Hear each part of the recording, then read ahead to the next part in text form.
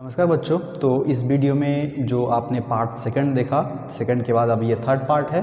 Third part में basically हम बात करेंगे कि दर्पण से किस प्रकार से प्रकाश परावर्तित होता है। इससे पहले वाले वीडियो में हमने आपको अवतल दर्पण तथा उत्तल दर्पण के बारे में बताया था तथा ये भी बना करके दिखाया था कि किसी एक दर्पण में मुख्य जो बिंदु होते हैं वो कौन कौन से होते हैं। जैसे आपके सामने जो केंद्र था, त्रिज्या था या ध्रुव था, मुख्य अक्ष था, इसके बाद जो है आपका जो फोकस था, ये सारी चीज़ें महत्वपूर्ण हैं। ठीक है, अब इस वीडियो में हम बात करेंगे कि कैसे अवतल दर्पण से प्रकाश परावर्तित होता है और परावर्तित होने के लिए मुख्य कौन कौन से नियम पालन करते हैं, ये सारा हम बात करेंगे। तो हमारा ये जो पार्ट है, पार्ट थर्ड, मुख्यतः अवतल दर्पण के ऊपर ही रहेगा। तो हम यहाँ लिख देते हैं अवतल दर्पण। अवतल दर्पण के बारे में इस वीडियो में हम बात करेंगे। तो एक अवतल दर्पण को आप फिर से एक बार रिमाइंड कीजिए कि अवतल दर्पण को हम किस प्रकार बनाते हैं। तो बनाने से अब आपको बता दें, देखिए अवतल दर्पण इस प्रकार से बनाया जा सकता है। ठीक है, और साथ ही में आप इसमें छायांकित भाग को दिखाना मत भूलें। अगर आप दर्पण को इस तरीके से बनाते हैं तो ये भी आप याद रखिए कि छायांकित भाग को हमें बनाना ही है, तो वो इस साइड में बन जाएगा। अर्थात जो भीतरी हिस्सा होता है, एक चीज़ और मैं आपको बता देता हूँ, अवतल दर्पण जो है इसको अंग्रेजी में कॉनकेव कहते हैं। और केव का मतलब होता है गुफा, अर्थात धंसा हुआ जो पार्ट होता है उस पार्ट को हम कहते हैं। अब इसके अंदर जो भाग होता है, इस भाग से प्रकाश परावर्तित होगा, इसलिए इसे हम कॉनकेव अर्थात अवतल दर्पण कहते हैं। ठीक है, अब बात करते हैं एक एक करके कि एक कॉनकेव अर्थात अवतल दर्पण से प्रकाश किस प्रकार से परावर्तित होता है। तो उसके लिए हम यहाँ कंडीशन फर्स्ट लेते हैं, क्योंकि विभिन्न कंडीशन में हम आपको बताने वाले हैं।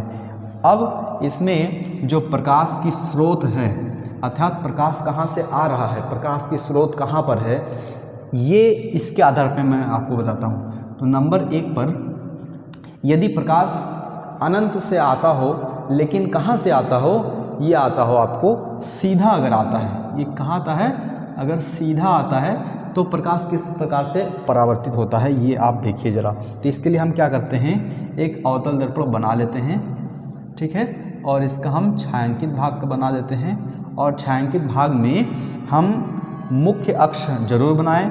ठीक है, एक मुख्य अक्ष हम बना देते हैं, और इसके बाद ये लगभग इसका केंद्र हम बना देते हैं। जब भी आप बनाएंगे तो चूंकि आप प्रकार रखेंगे ही बीच में इसको बनाने के लिए, और हमेशा इसको आप प्रकार से ही बनाएंगे, जैसे कि मैंने आपको लास्ट पार्ट में भी बताया था। तो अब हमने ये बना लिया, तो यहाँ प्रकार से जब बनाएंगे तो उसका जो केंद्र होगा ये वक्रता केंद्र हो जाएगा। इसके बाद यहाँ पर हम FB बना देते हैं, यानी कि फोकस दूरी, और ये क्या है C, और ये हमारा क्या है O। अगर आपको ये सारा चीज़ नहीं समझ में आया तो पिछला वीडियो आप फिर से एक बार देख लीजिए, मेरा यही सलाह रहेगा। ठीक है, अब देखिए, अगर प्रकाश सीधा आता है तो प्रश्न है कि किसके सीधा आता है। ठीक है, तो दिमाग में हमेशा ये रखिए कि अगर प्रकाश मुख्य अक्ष के सीधा आता है, अर्थात मुख्य अक्ष सीधा है, तो इस प्रकार से ही अगर प्रकाश आता है तो ये प्रकाश कहाँ से जाएगा। ठीक है, तो ये प्रकाश सदैव F से जाता है, ये आप याद करके रखिए, F से जाता है। क्यों F से जाता है, इसको थोड़ा मैं बताता हूँ कि देखिए, माना कोई एक वृत्त है, और इसको आप बहुत ध्यान से समझिए, क्योंकि यही इसके मुख्य कारण है कि कोई भी गोलीय दर्पण हो, चाहे वो उत्तल हो चाहे अवतल हो, हर परिस्थिति में ये लागू होता है। देखिए, कोई अगर वृत्त होता है, उसके केंद्र से अगर हम एक त्रिज्या खींचते हैं, तो त्रिज्या और इसके जो परिधि होता है, इसके मध्य हमेशा 90 अंश का कोण बनता है। ठीक है, ये गणितीय रूप से सिद्ध भी किया जा सकता है। फिलहाल ये गणित का पार्ट नहीं है, चूँकि आप भौतिक विज्ञान पढ़ रहे हैं कक्षा 10 का, तो इतना महत्व नहीं है, लेकिन फिर भी आप ये ध्यान रखिए कि गणित में एक प्रमेय होता है जो ये सिद्ध करता है कि यदि हम त्रिज्या को और इसके जो परिधि है, अर्थात ये जो परिधि है, इसके मध्य अगर कोई कोण बनाता है तो हमेशा 90 अंश बनाएगा। अब ये त्रिज्या कहीं पर भी क्यों ना हो, ये सदैव क्या बनाएगा, ये सदैव 90 अंश ही बनाएगा। ठीक है, ये सदैव 90 अंश बनाएगा। तो वही प्रमेय यहाँ पर भी हम प्रयोग करेंगे, और ये देखेंगे कि पार्ट फर्स्ट में आपने स्नेल का नियम पढ़ा, तो ये देखेंगे कि स्नेल का नियम यहाँ पे अप्लाई हो रहा है या नहीं हो रहा है। ठीक है, तो हमने क्या किया कि इसका त्रिज्या कहाँ से जाएगा, इसका त्रिज्या निकालने के लिए हम C से इस बिंदु पर एक लंब खींच देंगे। क्यों लंब खींच देंगे? क्योंकि लंब हमेशा 90 अंश का ही होता है, ये आपको पता है। ठीक है, जब हमने लंब खींचा तो लंब जब हम खींच देंगे तो इस लंब के साइड में 2 कोण का निर्माण होगा। ठीक है, कौन कौन से कोण? देखो, एक कोण यहाँ बनेगा और दूसरा कोण यहाँ बनेगा। ठीक है, अगर आपको दिखाई दे रहा होगा तो साथ में इसको आप बनाते भी रहिए कॉपी पर, और मैं ये कोशिश करूँगा कि इन सारी चीज़ों का एक PDF मैं बना करके आपको डिस्क्रिप्शन बॉक्स में उसके लिंक मिल जाएगा, आप उस पर क्लिक करके उसको डाउनलोड कर लीजिएगा। सारा चीज़ आपको चित्र के सहित आपके सामने आ जाएगा, तो ये भी मैं कोशिश करूँगा।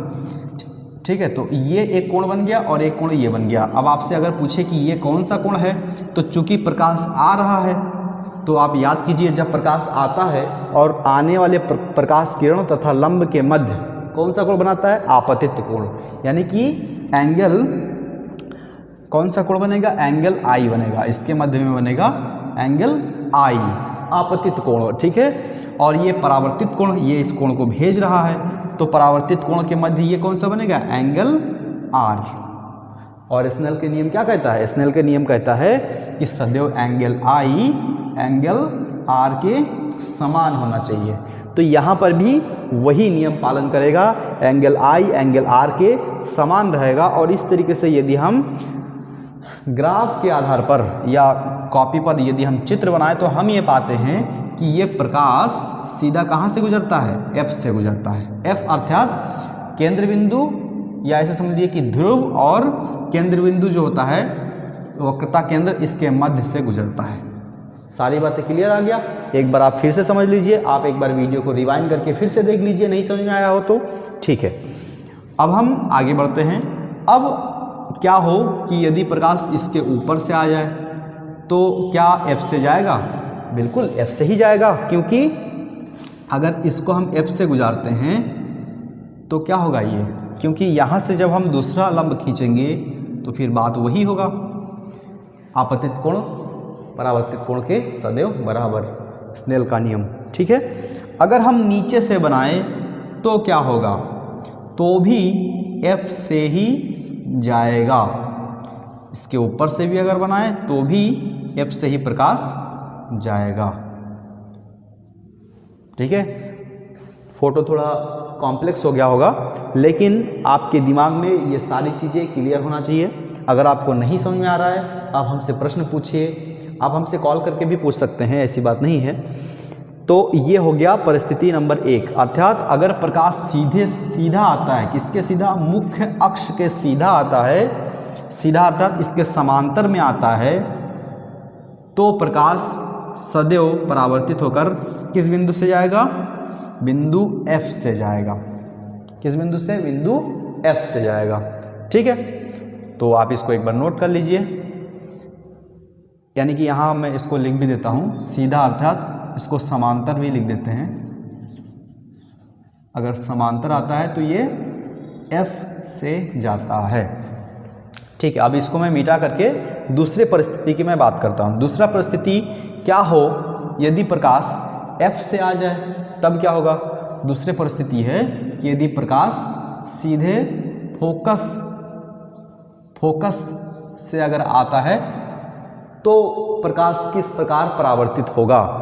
यहाँ पर कहाँ से था? यहाँ पर समांतर आ रहा था, मुख्य अक्ष के समांतर में आ रहा था। ठीक है,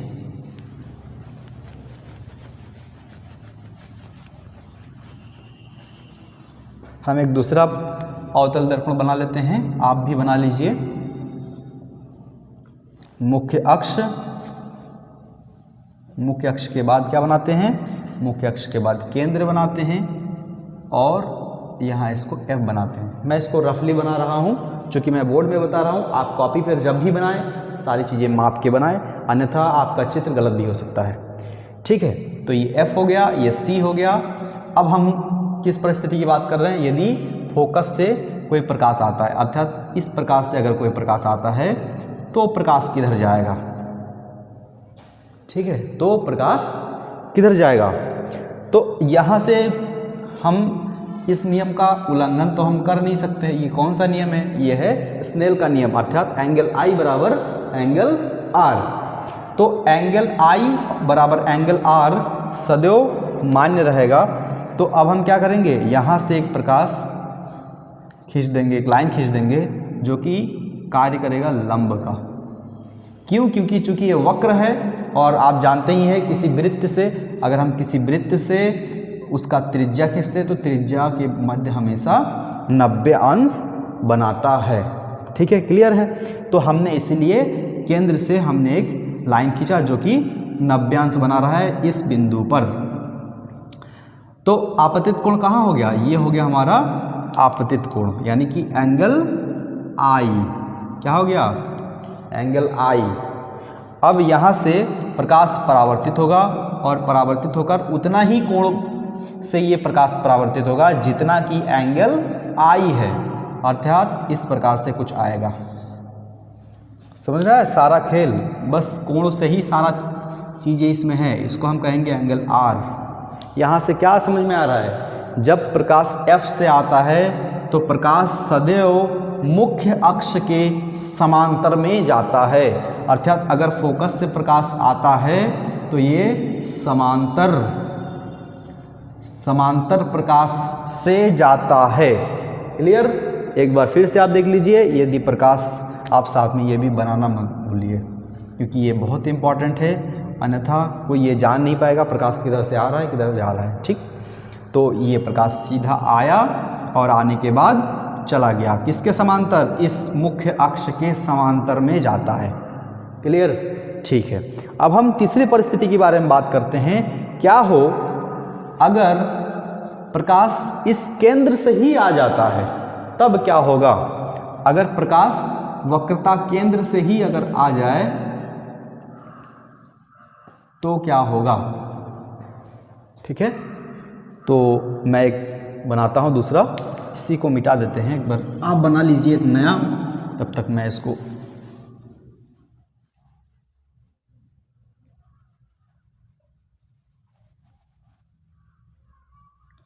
ठीक है, मैं ये बना लिया और ये रहा C अर्थात वक्रता केंद्र, और ये रहा आपका F अर्थात फोकस दूरी। तो अब हमें कहाँ से प्रकाश को लाना है? केंद्र से ही लाना है। तो केंद्र से अगर हम लाएंगे तो किस प्रकार बनेगा? कुछ इस तरीके से बनेगा, है ना, क्योंकि हम केंद्र से ला रहे हैं तो ये सीधा ही आएगा। और चूंकि इस नियम का हमें पालन करना ही है, एंगल I बराबर एंगल R का नियम हमें पालन करना ही है, तो इसके लिए हमें क्या करना पड़ेगा? यहीं पर एक लंब भी हमें खींचना पड़ेगा। और ध्यान दीजिए ये इम्पॉर्टेंट है, और लंब जब हम खींचेंगे तो वो भी केंद्र से ही आएगा, अर्थात लंब भी उसी पर जिस पर प्रकाश आपतित हुआ। ठीक है, ये 90 अंश का बना। तो अब प्रकाश जाएगा किधर? तो प्रकाश आया इस तरीके से, ठीक है, इस तरीके से प्रकाश आया और प्रकाश उसी पर ही चला जाएगा, क्योंकि एंगल I हमारा 90 अंश है तो एंगल R भी हमारा 90 अंश ही होना चाहिए, तो वो भी उसी पर ही, ये वापस भी उसी पर चला जाएगा। ठीक है, यदि केंद्र से आए तो इसके उत्तर में हम क्या लिख सकते हैं कि ये केंद्र से ही चला जाता है वापस। तो ये कुल मिलाकर 3 परिस्थिति हो गया। तो अब हम चौथा परिस्थिति ले सकते हैं। एक इसमें और परिस्थिति हो सकता है कि क्या हो यदि प्रकाश सीधा इस ध्रुव पर आ जाए, जिसे हम O से दिखाते हैं। यदि प्रकाश ध्रुव पर आता है तो प्रकाश परावर्तित होकर किधर जाएगा, इसके बारे में ज़रा बात करते हैं। उसके लिए आप एक नया बना लीजिए, मैं इसी पर ही आपको बता देता हूँ, समझ जाइए।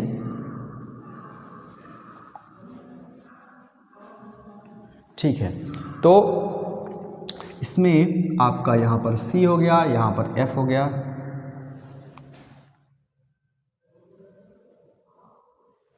तो अगर प्रकाश इस O पर आता है अर्थात ध्रुव पर आता है, यहाँ मैं लिख देता हूँ, यदि प्रकाश ध्रुव पर आता है तो प्रकाश किस प्रकार परावर्तित होता है ये मैं बात करता हूँ। और ध्यान रखिए ये सारा किस पे हो रहा है, ये सारा अवतल अर्थात कॉनकेव मिरर अर्थात कॉनकेव यानी कि अवतल दर्पण में ये सारा चीज़ हो रहा है। कितने परिस्थिति बना, 4 परिस्थिति से प्रकाश आ सकता है और कहाँ से आता है इसके बारे में मैं अगले पार्ट में आपको बताता हूँ। फिलहाल आप इसको समझिए।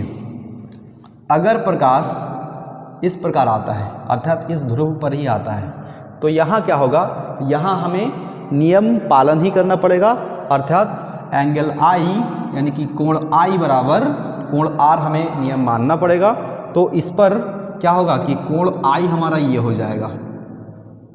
क्यों? क्योंकि ये एक प्रकार से त्रिज्या ही है, सी से खींचा हुआ ही है, मुख्य अक्ष त्रिज्या से ही जाता है, इसलिए हमें यहाँ पे अलग से लंब डालने की ज़रूरत नहीं है। तो जितना हमारा एंगल आई हो गया उतना ही हमारा एंगल, बोलो क्या होगा, एंगल आर निकल जाएगा। ठीक है, ये हो जाएगा हमारा एंगल आर। अर्थात यदि ध्रुव पर आता है तो ये ध्रुव से ही परावर्तित होता है, या ऐसे समझ लीजिए कि दूसरे साइड में सामान्य प्रकार से, ये सामान्य प्रकार से परावर्तित हो जाता है, नीचे की ओर आता है। ठीक इसी प्रकार अगर प्रकाश नीचे से आता तो क्या होता, तो वही उल्टा हो जाता, सारा चीज़ नीचे से आया और ऊपर की ओर चला जाता। तो ये 4 परिस्थिति है जो अवतल दर्पण में आपको देखने को मिलेगा। इसके बाद इसके जो अगला पार्ट है उस पार्ट में हम आपको 6 परिस्थिति के बारे में बताता हूँ कि यदि अवतल दर्पण है तो प्रकाश किस प्रकार परावर्तित होगा, कहाँ पर वस्तु, यदि हम कुछ दूरी पर कोई एक वस्तु रख दें तो प्रकाश किस प्रकार परावर्तित होगा, या उसके द्वारा प्रतिबिंब कहाँ पे बनेगा, या प्रतिबिंब होता क्या है, कहाँ पर बनता है। इन सारी चीज़ों के बारे में पार्ट 4 में आप देखेंगे। फिलहाल इस वीडियो में इतना ही। और आप से एक और मैं निवेदन करना चाहता हूँ, क्योंकि आप वीडियो को लगातार देखते आ रहे हैं तो आप मुझे टिप्पणी कीजिए। यदि आपको कोई सुधार की आवश्यकता या कोई सलाह देना है तो भी आप मुझे दीजिए, मैं उसका हार्दिक स्वागत करूँगा। बहुत बहुत धन्यवाद।